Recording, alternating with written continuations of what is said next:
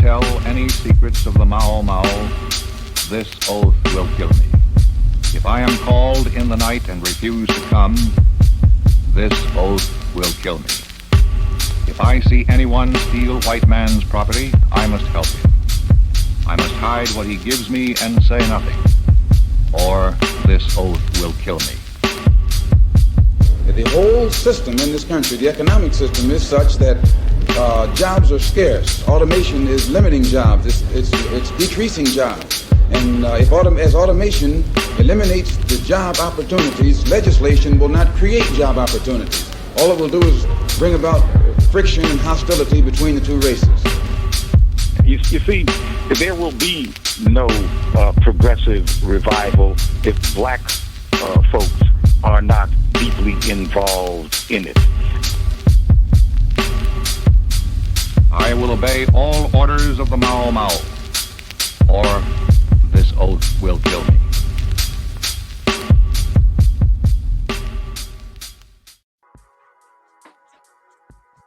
Good evening, everyone, and welcome to another episode of the Mau Mau Hour with the Pascal Robert. So let me get out of his way and bring in the man, the myth, the legend, the Pascal Robert.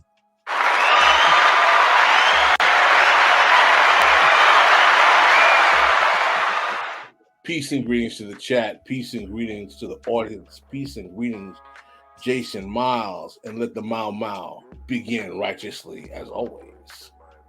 I no longer have the gunshots sound effect. I took it off to go, it's a trot, which I like a lot too, but I need to get the gunshots back. But Djene Bajalan, shout out to Djene Bajalan for doing the Mau Mau intro. He got a wild burr in his britches when he was doing intros for everything. And after he made the Champagne Room intro, he definitely said, I'm going to make a Mau Mau intro. And I actually really like it. I think it's pretty cool. So I will obey all orders of the Mau Mau, and I will move out of the way. So if you guys don't know, if you are new patrons, for patrons only, we put the chat on the screen, and Pascal has a thought, an essay that he has written for the evening. And after he recites it, we all interact in a conversation about what we're talking about today. So today's topic is, was MLK right? Greetings, comrades, brothers and sisters. This is Revolution Podcast fans. Today we're going to engage in a little bit of historical analysis and counterfactuals about things that already occurred. Today we're going to ask the question, did the Martin Luther King SCLC, Southern Christian Leadership Coalition, protest strategy that started with the Montgomery bus boycott and goes on in 54, then goes on to Selma, did that derail the civil rights movement? And I want you guys to follow through with my logic, is where I'm going here. For those of you who do not know, this might be new to you, Thurgood Marshall was not particularly a fan of Martin Luther King Jr. As a matter of fact, Thurgood Marshall at one time during the civil rights movement was very antagonistic to civil rights to Martin Luther King Jr. Another man that was actually very antagonistic to Martin Luther King Jr., for those who do not know, was Adam Clayton Powell Jr. Adam Clayton Powell Jr. at one point actually threatened to perpetuate a very, very dangerous rumor about Martin Luther King and Bayard Rustin that would have been basically very damaging. I'm not going to say what the rumor was, but I think those who want to check it out, they can find out. But yes, Thurgood Marshall was not a fan of Martin Luther King Jr. The main reason why Thurgood Marshall was not a fan of Martin Luther King Jr. and his strategy was because Thurgood Marshall, who is the lead attorney for the NAACP Legal Defense Fund, knew and understood that the NAACP's lawyers had a legal strategy that had been developed going back to the 30s through the 40s in terms of how to present desegregation cases to the court system.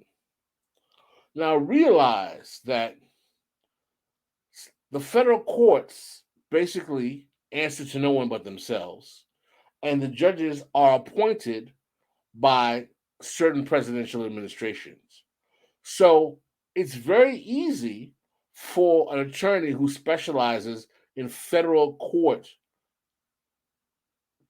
cases, particularly of a civil rights nature, to map out based on the federal districts we have, who are the judges on the trial court level, the appeals court level, and who are the Supreme Court level, who appointed them based on their case history and how their opinions and what they've written.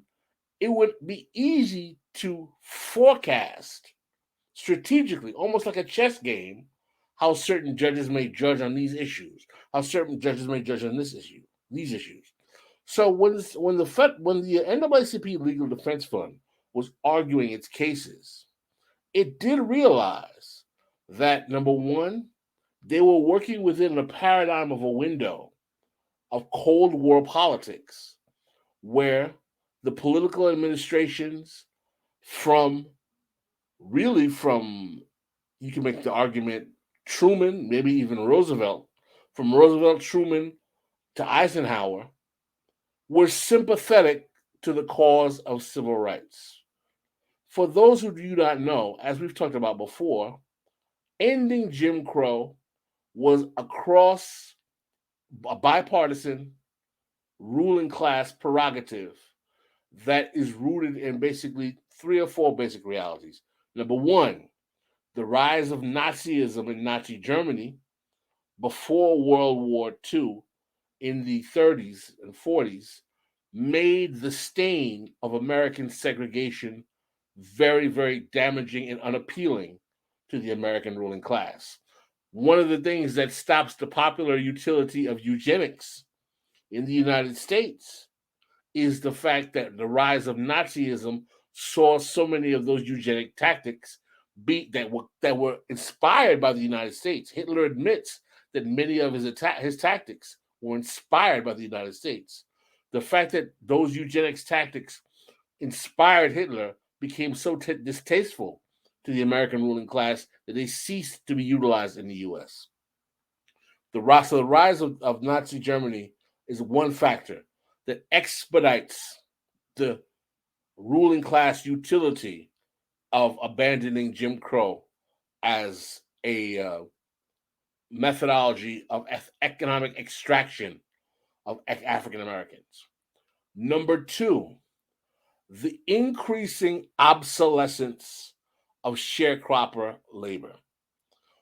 Jim Crow primarily was a methodology of labor suppression for largely Black Southern agricultural and domestic workers to keep them tied to sharecropping and deny them the capacity for more economic opportunity, particularly after the rise of the populist movement in the 1880s, necessitated Plessy versus Ferguson in 1896 as a means to neutralize the radical challenge to Southern bourbon capitalism that is being done by both the Colored Farmers Alliance and the Farmers Alliance occasional decisions of co-confederating, creating an interracial alliance challenging Southern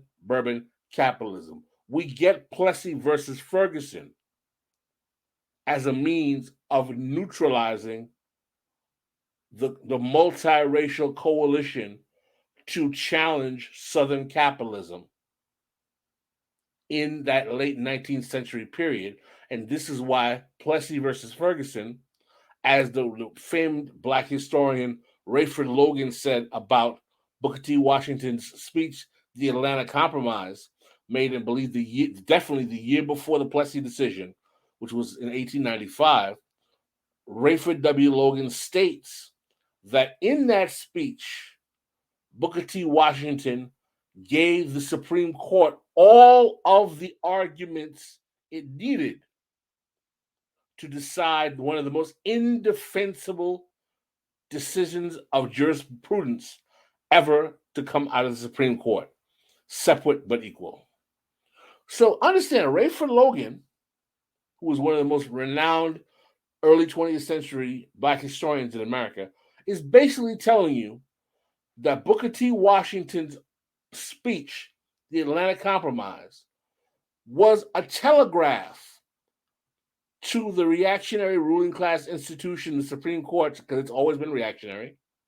It's always been a ruling class, anti-democratic, anti-majoritarian tool, that Booker T. Washington's speech was a telegraph sent to the court to basically green light Plessy versus Ferguson, which launched Black people into slavery light via Jim Crow up until the 1960s.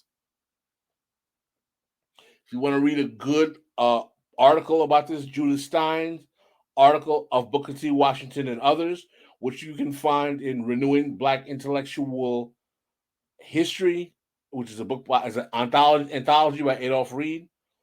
We can get you. We'll get the title and put that up for you towards the end of the program. But the larger point I'm going to make is that so we have the rise of Nazism makes Jim Crow unfavorable. That's one major thing. The lack of utility or the increased obsolescence of sharecropper labor. Why is sharecropper labor becoming obsolete? Because the technological advancement of mechanized farming and the technological advances coming about out of World War II make the need for Southern sharecropping more obsolete and less necessary. So the economic labor of Blacks being wedded, there were more whites that were sharecroppers than Blacks, but in proportion, there were more Blacks. We understand that disproportionately. But the need for that kind of sharecropper labor became diminished as a product of that increase in technological farming. So we have the rise of Nazism, the obsolescence of Jim Crow, of sharecropping farming because of technology, and the other major factor was the international image of the United States being damaged in the global South, meaning in the newly independent African, South American, Latin American, and Indian countries, in the face of competition with global communism. What you have to realize is that in the eyes of the third world and the developing world, the Soviet project was being marketed and being viewed as a liberatory project from imperialism and capitalism. And the way that project was being supported in the United States with the Communist Party USA, which was very aggressive in defending the rights of Blacks.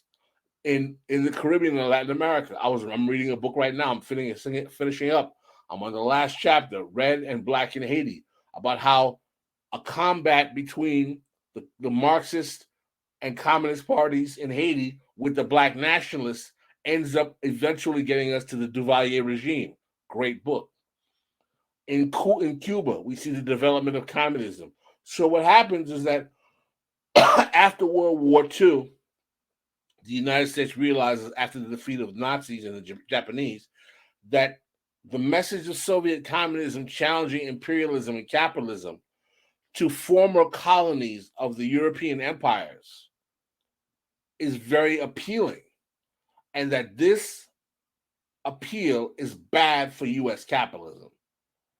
And because one of the persistent images that's in the consciousness of these newly independent African countries, or some of these newly independent countries like India, or some of these countries in Latin South America, of America being basically an apartheid state, which is what it was, is going to create increased enticement to those global South countries being interested in communism and socialism, and bad for the economic opportunities of the United States to expand. If you want a good book that talks about this, Cold War Civil Rights by Marie Dudziak, Dudziak. Cold War Civil Rights. I have that book somewhere. I gotta find it. It's not at my disposal right now. Cold War Civil Rights is a great book to explain how the threat of Soviet communism being expanded in the global South was a primary motivation for the United States supporting the civil rights movement bipartisanly. So those were the major rationale. Again, the rise of Nazi Germany. Again, the obsolescence or the lack of need for sharecropper labor. And number three, the competition in the global South or the newly independent African, black and brown countries of the world for the hearts and minds of those newly independent nations in the wake of the popularity of communism and socialism being a tool of anti-imperialism and anti-capitalism, and becoming popular in their consciousness, being a threat to American capitalism. So those are the main reasons why ending Jim Crow was a bipartisan consensus. Don't think that black elites who are basically managing the fight against Jim Crow, like the NAACP, like the Urban League, were not aware of this, because let's not forget, those institutions in the black community were being financed and interacting with liberal white capital through the foundations. The Urban League was founded by the Rosenwald and the Rockefeller Foundation. Those kinds of foundations have been dumping tons of largesse into the NAACP from the beginning. I've made the argument that our black civil rights organizations have always been liberal, the left flank of capital's social engineering mechanism for black America under the social control and financing of white capital. Whether that's good, bad, or otherwise is not the argument I'm making right now. That's just the reality as it is. So the NAACP, Legal Defense Fund, and Thurgood Marshall, and all of those, they are well aware of the strategic window of opportunity they have in the face of those three factors that we talked earlier about, in terms of the capacity for them to get these cases into courts in order to be able to get the kinds of decisions they would need to really collapse the Jim Crow edifice. Now, again, in the 30s and 40s, right, we had the communists and the socialists and the Marxists who were protesting like hell for the Roosevelt administration to really, really redistribute wealth and resources to working class and poor people, as well as working class and black people were involved in it as well. So we do get aspects of the New Deal. There are aspects of the New Deal that actually benefited black people. The Works Projects Administration and other types of jobs. Yes, there was a disproportion in terms of the benefits of the New Deal, particularly in the South for those who worked in the sharecropper plantations, because sharecropping was not allowed to be one of the labor tasks that were protected for Social Security. We get that. But the argument that the New Deal was racist doesn't hold completely for more than one reason. Number one, black voters flipped to support Roosevelt because of the New Deal, because they were getting benefits. And number two, there were black people who were tangibly receiving benefits. For example, there are black men in the North who benefited from the GI Bill. That's a fact. Black conservative Thomas Sowell only went to college because of the GI Bill. You know, that's a fact. Charlie Rangel benefited from the GI Bill. So the way in which the white racist South disadvantaged large numbers of blacks, and they did, because the majority of black people still live in the South today, and they always have lived in the South, does not mean that those prescriptions were racially targeted. They were targeted in a way to affect anyone who worked in certain tasks. And they were administered in a way, particularly the GI Bill, that disproportionately didn't benefit Southern soldiers who came back from the war. But things like redlining, those things were baked into the capitalist infrastructure even before the New Deal, by the way they were legislated into the cities and municipalities. And also, there were various factors about how capitalism was restructuring itself that would have still disadvantaged African American homeowners, even if they weren't having to compete under the guise of redlining. So my position is not to deny the fact that the benefits of the New Deal did not equally redistribute wealth to blacks and whites. It did not. My goal here is to neutralize the reductionist narrative that black folk didn't benefit from the New Deal. That's incorrect. Many black folks did, but they didn't benefit to the degree that the white working class, who was largely lifted into the middle class because of the New Deal, were. My larger point is that we had the black communists and socialists, as well as the white communists and socialists, who were the ones who put the pressure on the Roosevelt administration to get those kinds of considerations. By the time of Brown versus Board of Education in 1954, we had the beginning of serious McCarthy-era politics. So the capacity of those communist and socialist type of protests and politics is evaporated.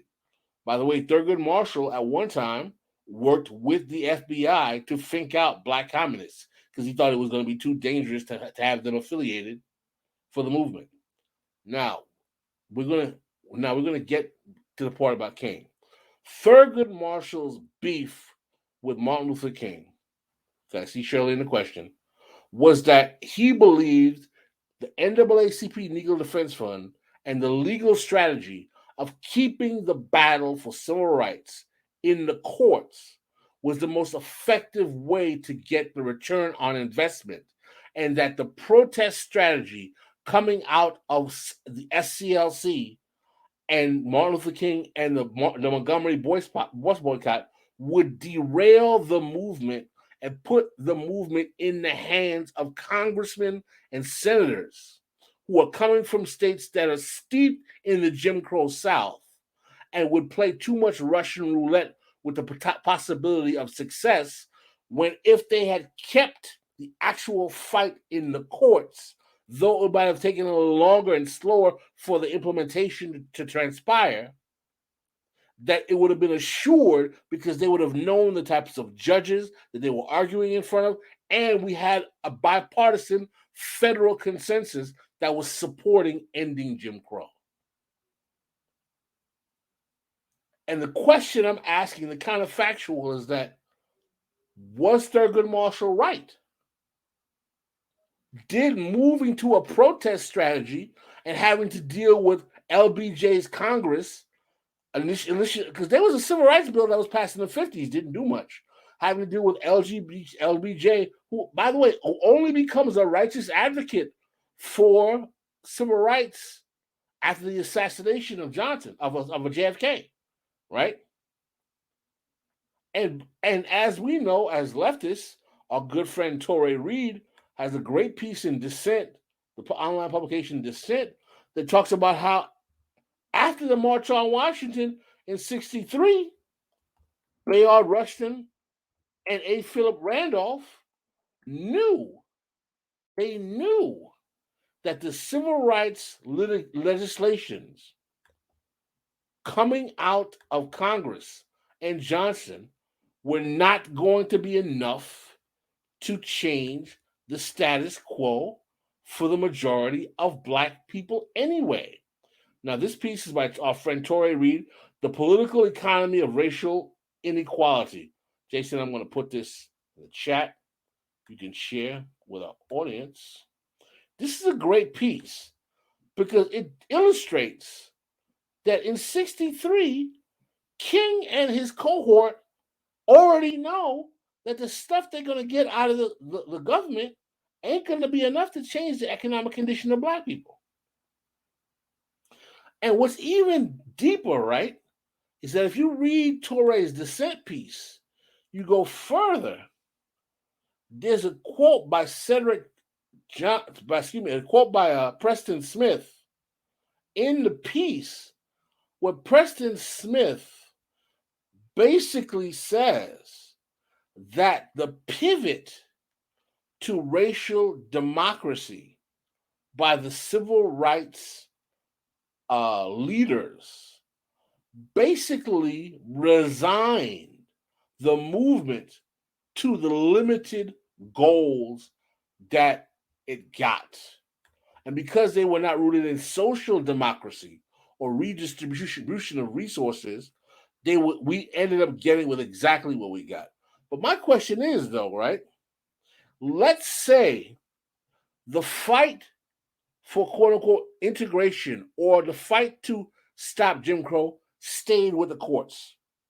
No protesting for restaurants and all that stuff.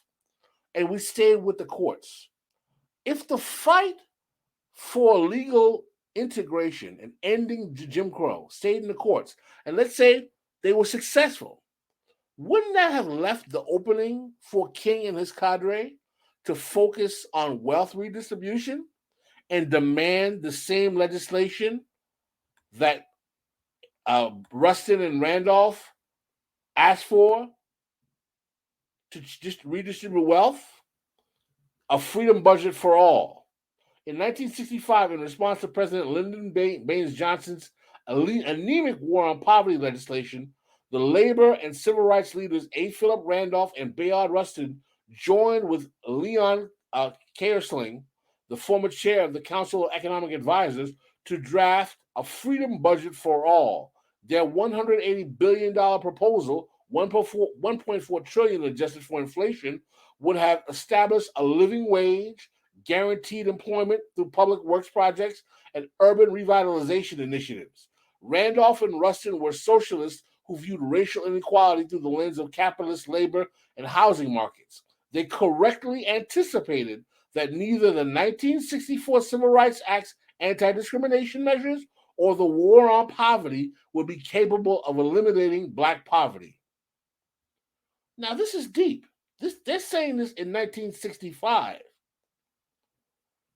If they're saying this in 1965, and they realize that all of this racial democracy they've been fighting for over 10 years wasn't going to do jack, wouldn't it have been wiser to leave that 10-year battle to Thurgood Marshall and the NAACP Legal Defense Fund to get your racial inclusion and then keep your focus over that 10 years on economic inclusion?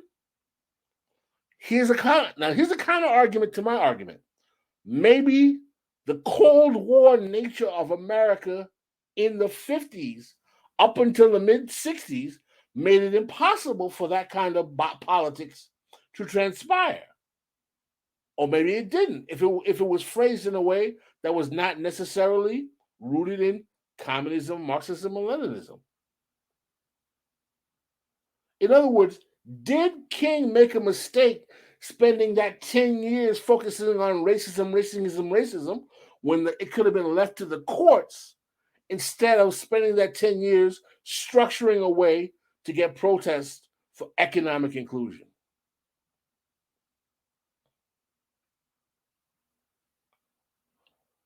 That's basically the scenario that I'm putting up, and that's the question I would like to ask. I don't have an opinion either way.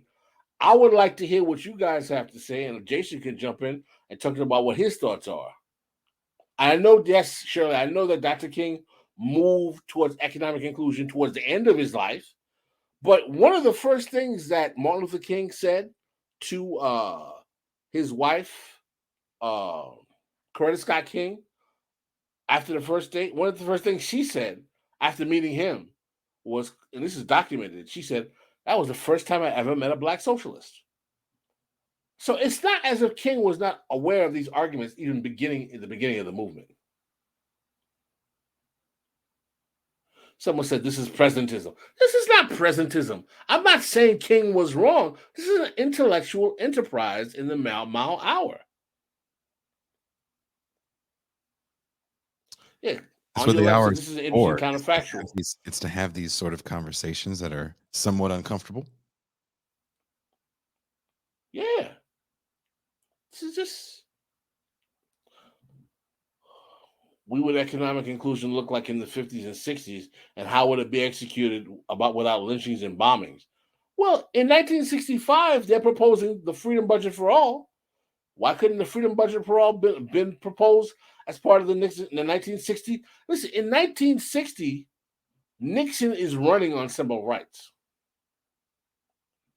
Strong McCollum says the capitulation of the socialist to the capitalist wing of the CIO on the orders of Stalin is a cause for all this misery. Okay, I'm not going to necessarily agree or disagree. Everything should be on the table. Professor Jessica Gordon found that most of history of black cooperatives have been purposely downplayed during the civil rights era due to anti-communist sentiment. I think that's fair.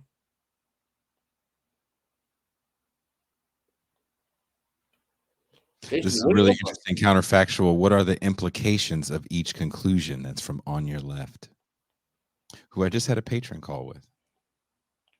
Well, Jason, what are your thoughts on the what we discussed? I'm not weighing in. Why not? It's too much internet drama for one day. Shirley said, tread lightly. I will not stand for Mao, King, Powell, or Marshall. Oh, my God. We're King not Powell, Mao, King, Powell, or Marshall.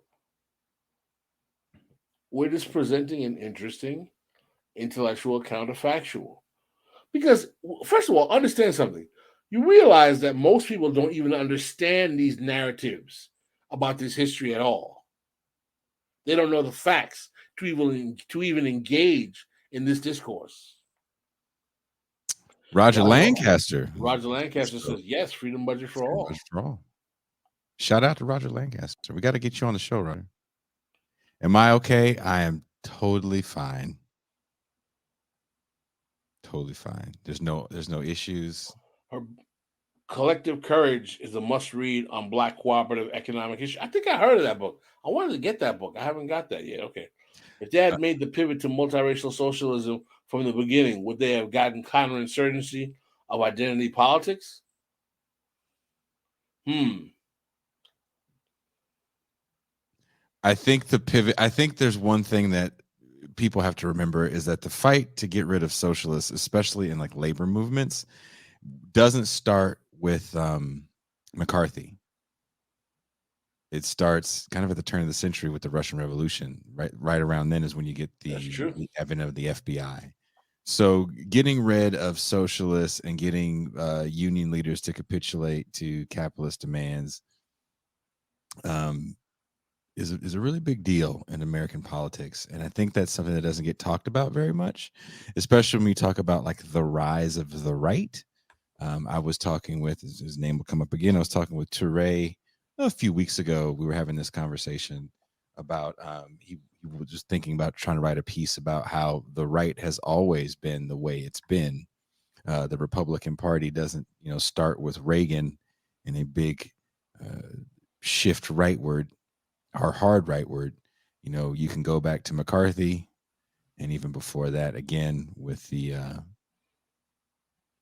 advent of the FBI at the end of the Russian Revolution.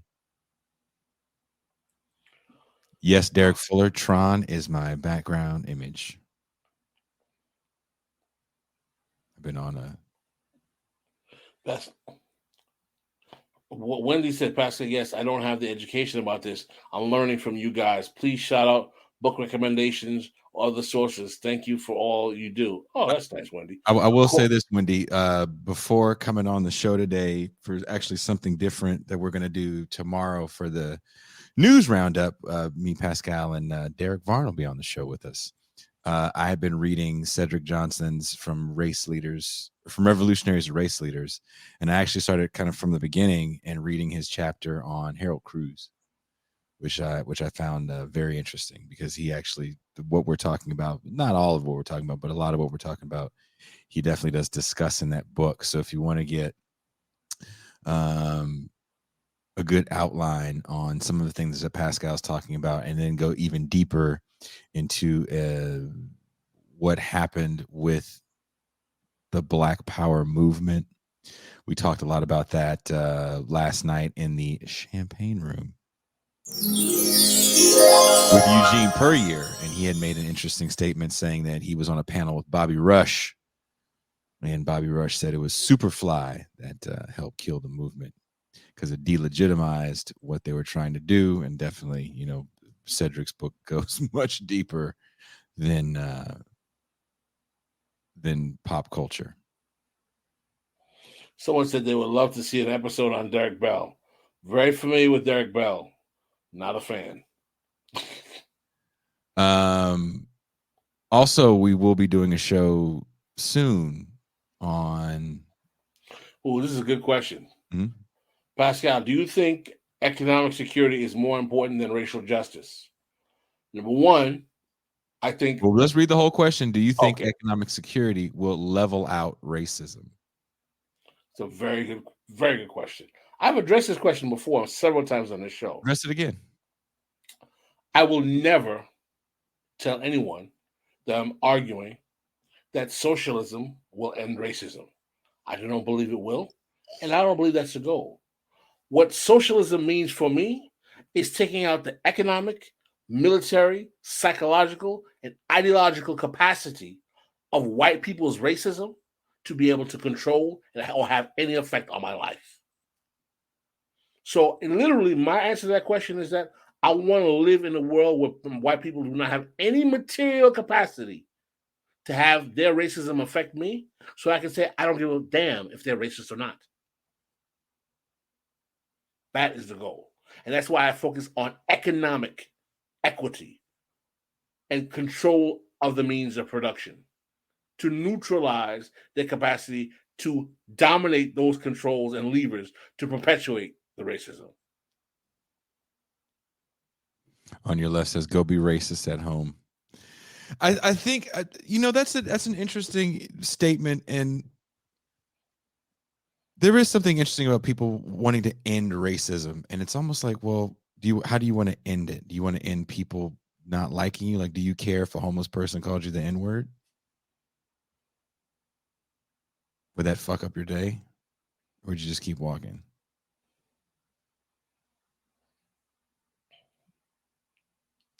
Gogo Rivera says, it's always educational. Isn't socialism the stage before revolution?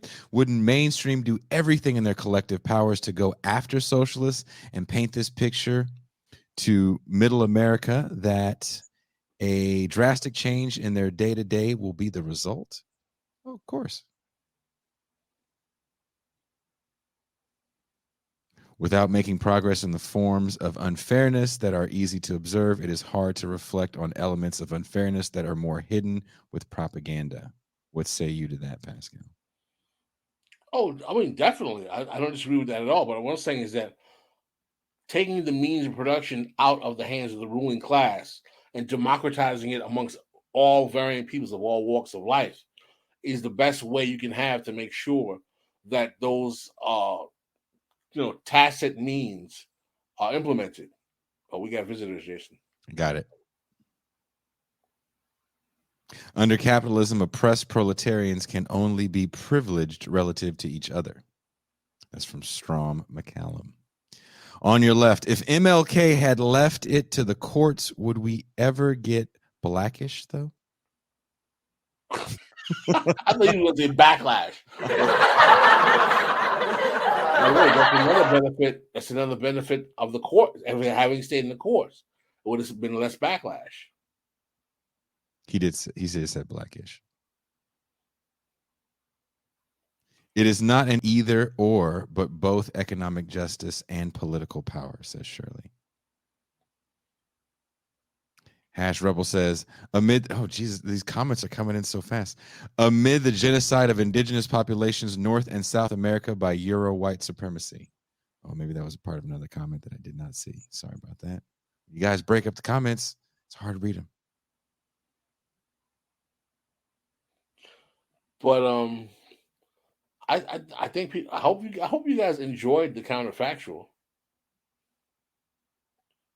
and the broad conversation we had about the origins of Jim Crow and how Jim Crow is rooted in neutralizing the populist movement, and how ruling class tool Booker T. Washington helped facilitate the Plessy decision. By the way, if you want to find a good book that cites that Rayford Logan statement of the golden age of black nationalism, there's the quote by Rayford Logan on how Booker T. Washington basically gave the Supreme Court all the arguments it needed in the Atlanta Compromise speech. That quote can be found. There's another really good, Rayford Logan has another good book, The Betrayal of the Negro. I haven't got that yet. I read it years ago, like when I was in law school, but I want to get another copy because there's some really good history in there. Strong McCallum says, bring people to understand that they need to be on the same team against capital. Yuka Free said, I enjoyed it, Pascal. It helps with the deprogramming. Oh, can you? Oh, you can go. You can find the Atlanta Compromise online. Just Google Booker T. Washington Atlanta Compromise. When you read that speech, you'll hear immediately how reactionary, anti-immigrant, anti-union, and anti-socialism that speech is. It's a reactionary speech, which was largely written with the help of white industrialists. By the way, Booker T. Washington always had a white ghostwriter. This is a known fact.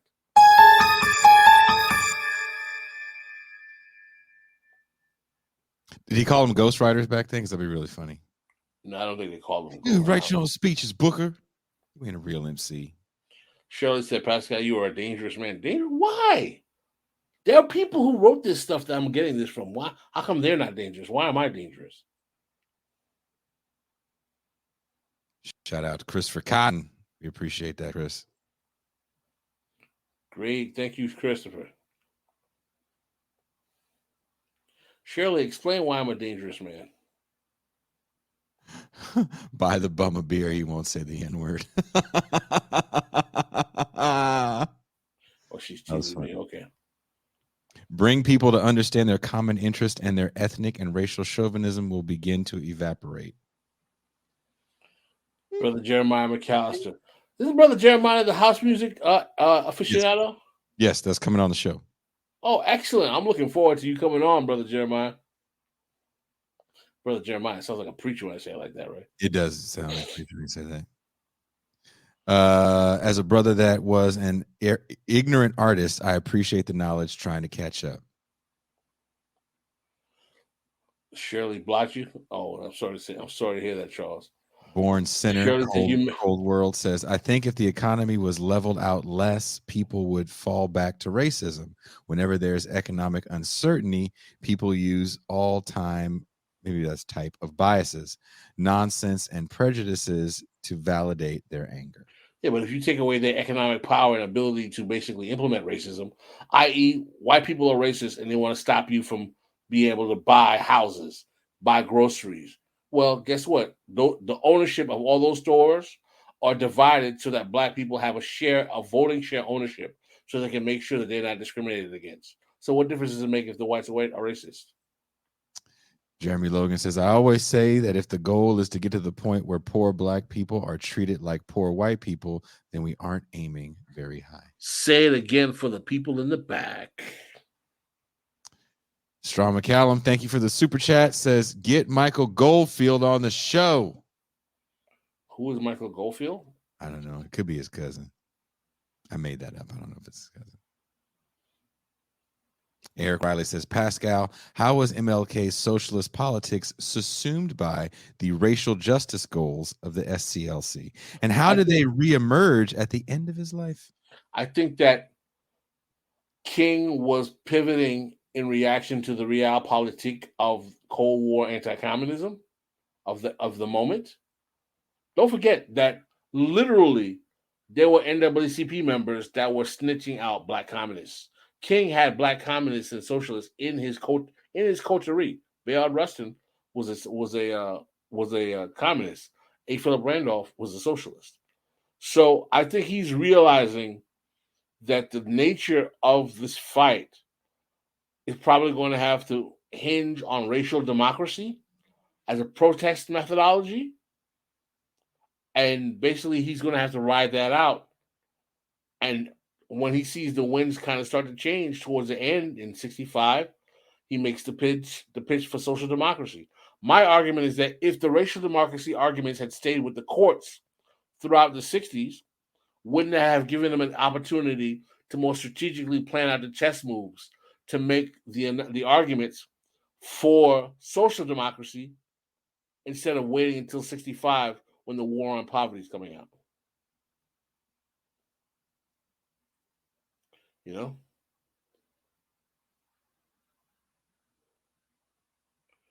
Not that ending capitalism will end racism, but racism in its modern form was created by and for the capitalists. Tidbit about Washington's pettiness. In the late 1890s, my great uncle was hired to teach at Tuskegee.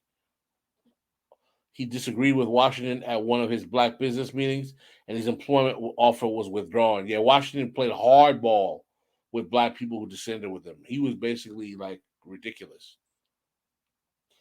Andy Williams says, get Michael Hudson on the show, and off topic, but on topic, Pascal. Have you ever The Haitians by Jean Casimir's book on the Haitians? I haven't. I bought it 2 days ago. Would Thurgood Marshall's court strategy have worked without the protests? The courts pretend to be apolitical, but they're not. Chauvin trial might have gone another way without the protests. Well, if you read Cold War Civil Rights, it talks about how the court's reaction to civil rights cases in favor of the black plaintiffs was not because of protests. It was because they were getting amicus briefs from the State Department and the federal government, basically telling them like, yo, this is we need you to vote this way. Also, what did anybody win from the Chauvin trial? Like, really? Nothing changed in that city, especially as far as quote unquote defunding the police. We did a whole show about that. So what gain was made other than he got put away? Also, we talk about wanting to end racism. I think that has a different meaning in the 50s and 60s. They just not talking about white folk calling them the N-word. It's true.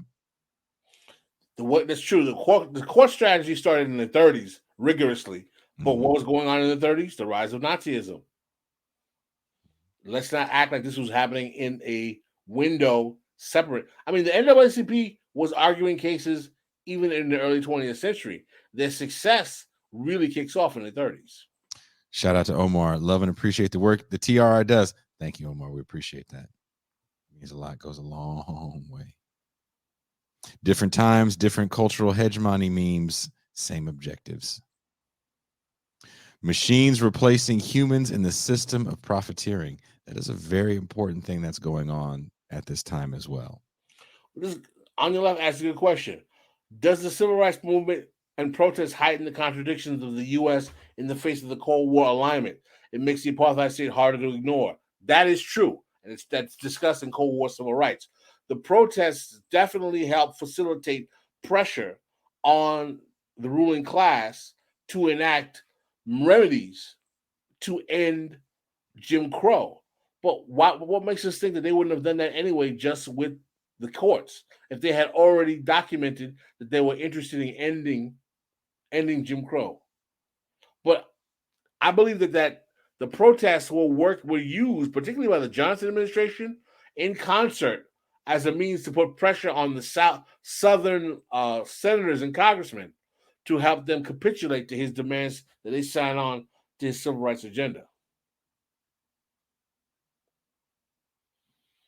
I guess one question will be, having gotten King assassinated or something sooner, I've been advocating economic redistribution earlier. What's fascinating to me is that people talk about, economics. This King and his cadre were basically saying this civil rights stuff is not going to be enough. Also, people forget when King protests the Vietnam War, he's kind of a dead scene. Yeah, he is very low in popularity. He's very low in pop, even amongst black people. Like, again, we're looking at King through the lens of like, oh, there's a commercial about him and we have a whole day off.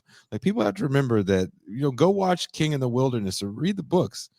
You really understand that moment where he was truly questioning if he should even keep going, because he was so hated for going against the Vietnam. And there was a huge riot, was like the month or before he has that final protest march in Memphis.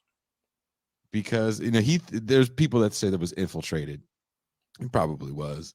They're breaking out windows and shit because they had the wood sticks signs that I am a man. Yep. The older order, the National Baptist Convention voted against supporting the agenda of Martin Luther King and the SNCC and SCLC. The notion that the black church was all down with the civil rights movement is actually counterfactual. Someone says, what changed? Kim Porter got put away too. Other officers going forward more likely to go away as well. I have bad news for you, Matson Robbins. That means Jack Dick. Sorry. If you think that law enforcement's going to change their ways because a few bad apples got put away, you keep riding that wave of good feelings. But that's just not how the world works. Sacrificial lambs.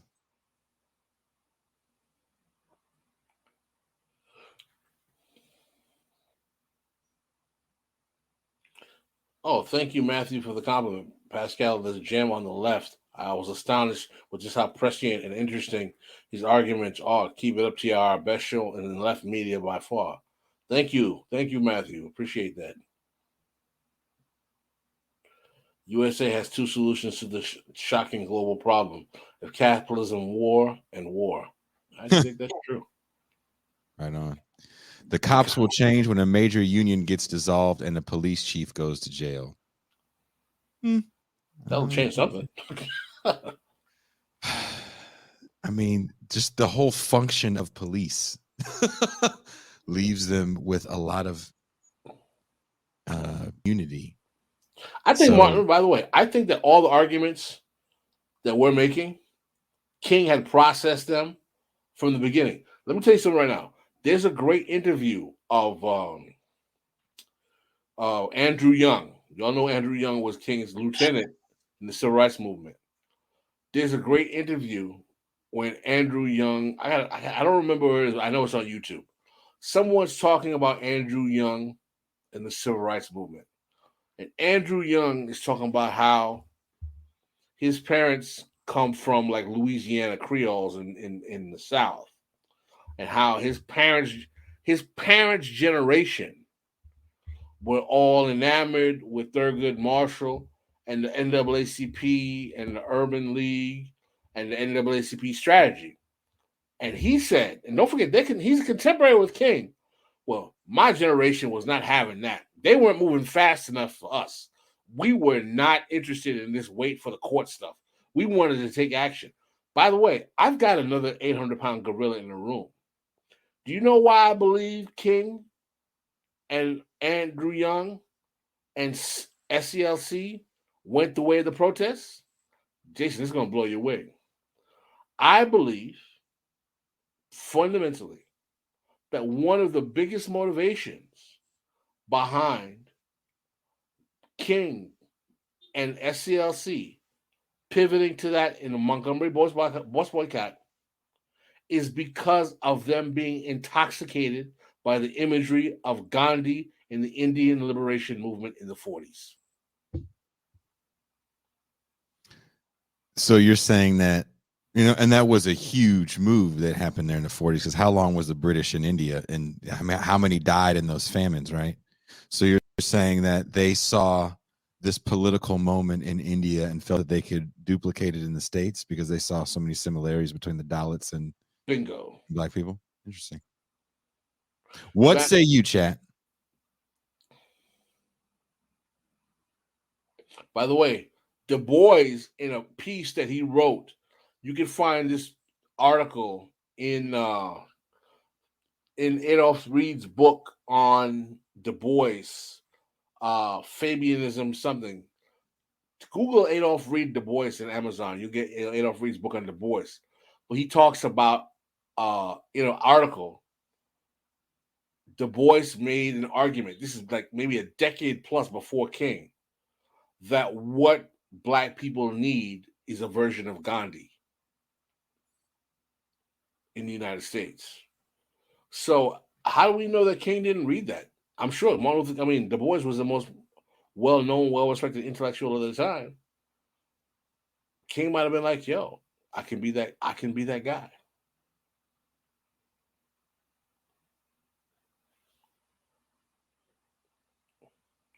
I'm just saying. Wow. Adolph's book is that expensive? That's horrible.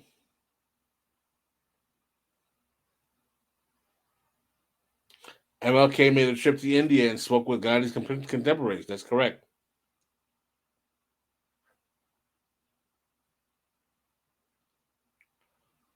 I linked it in the chat. Oh my God. And Gandhi wasn't all that. Ask Arundhati Roy about Gandhi. We were talking about trying to get Arundhati Roy. We had to interview her for the Real News. We were talking about possibly doing that, but it looks like we might be going a different way. I won't say which way. Has anybody here watched the interview that Pascal and I did with Chris Hedges on the Real News? It is out right now. It's doing very well.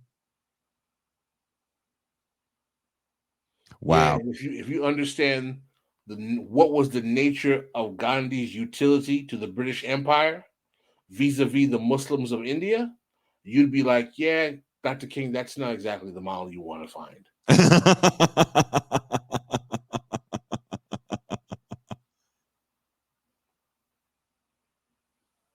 What books, resources would you recommend for people to get the full picture of MLK? You know, I really like King in the Wilderness. I think it's a few books, and I can't think of the guy's name that wrote them.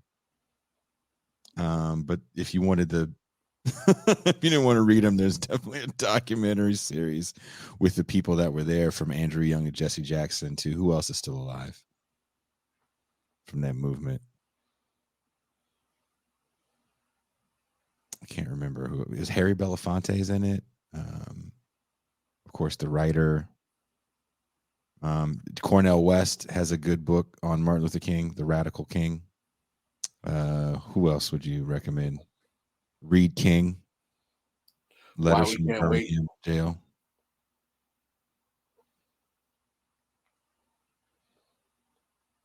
Trust me, my reading list on the list of this show makes my reading list intractable. Yeah, my reading list is extremely long.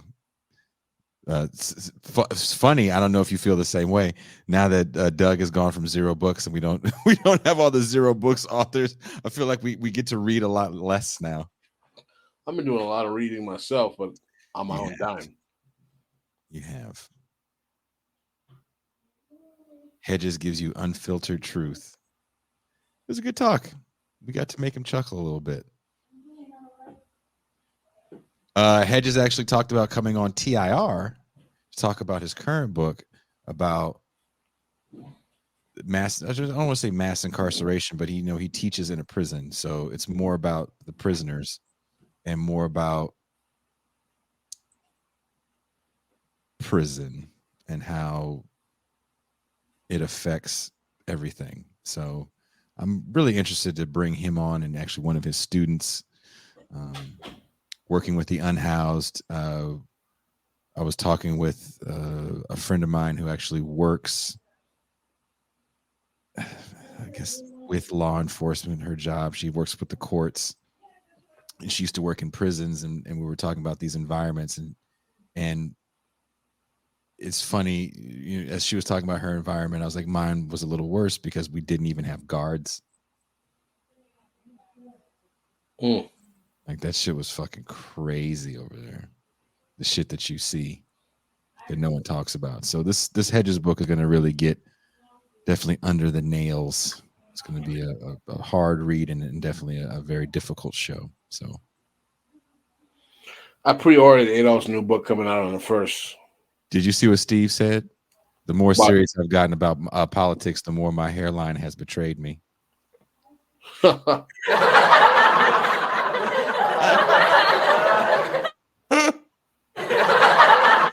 what I'll blame it on, Steve. I will blame it on that. I hope for the day when this YouTube channel and YouTube channel like it are no longer necessary, and that you. Oh, I missed what he said. And you guys reach the goals that you are something.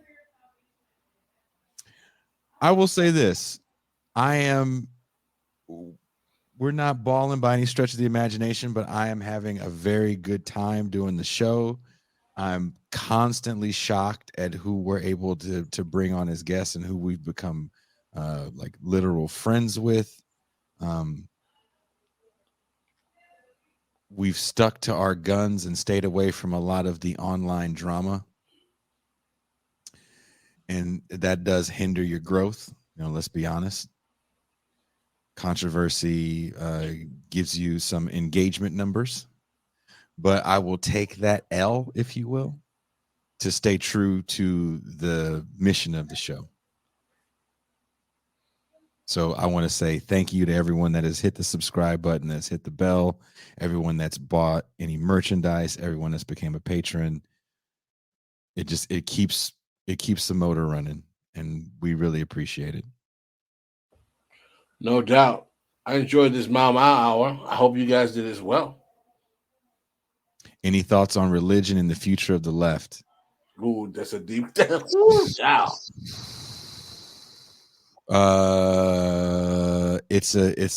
I have no answers for it, if that's what you're trying to say.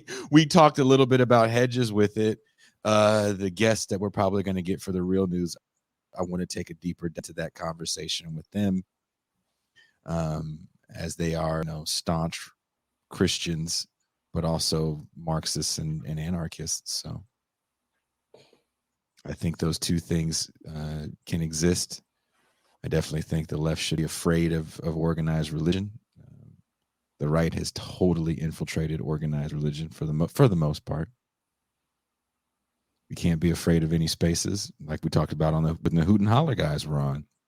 We need more leftist fucking flag football coaches. There you go. You have any parting words, Mr. Mau Man? I really enjoyed the Mau. I haven't come up with the Mau for next month. Check out the older Mau episodes. We've got some good content. People seem to like the Mau hour. Yeah, they think you're cute. Oh, I'm so humbled. Thank you, guys. Tomorrow night we have the weekly news roundup show, which is still, maybe that title isn't very accurate, but that's the one we're going with right now. It'll be Pascal, myself, and C. Derek Varn. And then in the bonus champagne room, we'll be joined by our journalist on the ground in South America, Camilo Gomez. He's going to be joining us to talk about what's going on in South America, specifically Peru. There's a crazy oil spill that is polluting water source out there. So we're going to talk a little bit about that. We're going to talk a little bit about the stock market with Derek Varn. And what are you going to talk about, Pascal? Voting rights. Why it didn't pass? What does it mean? What's going on? Blah, blah, blah. The reason why Pascal is so laid back, everybody, is because he's got a new chair. And that's why he looks like Biggie Smalls in that picture with the crown. So he's got the baller chair now. So